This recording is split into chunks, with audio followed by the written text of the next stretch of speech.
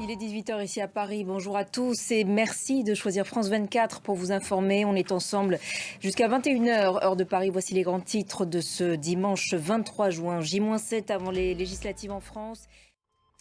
À une semaine du premier tour des législatives, donc en France, des dizaines de manifestations étaient organisées un peu partout dans le pays ce dimanche à l'appel, je vous le disais, d'associations féministes. Et on le disait à l'instant, pour les associations féministes, une éventuelle victoire du Rassemblement national symboliserait une menace pour l'égalité homme-femme. Alors pourquoi cette inquiétude? Écoutez tour à tour une vidéo de Jordan Bardella postée sur les réseaux sociaux en début de semaine qui a mis justement le feu aux poudres, suivi de la réaction d'une militante du collectif Nous Toutes chez nos confrères de France Info.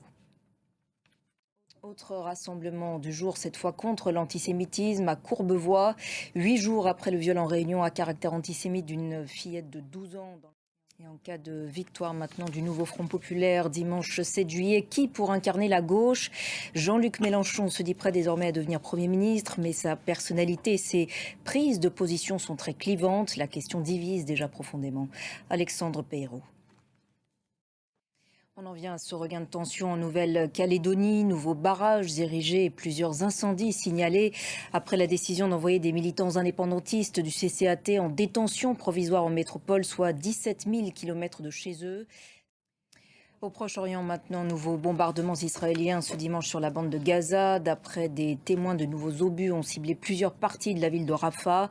Le Hamas avance un nouveau bilan total d'au moins 37 598 morts. Pendant ce temps, les tensions à la frontière israélo-libanaise vont sans cesse croissant. Le Hezbollah annonce aujourd'hui avoir lancé plusieurs drones explosifs sur Israël. On va rejoindre à Beyrouth notre correspondant Serge Berberi.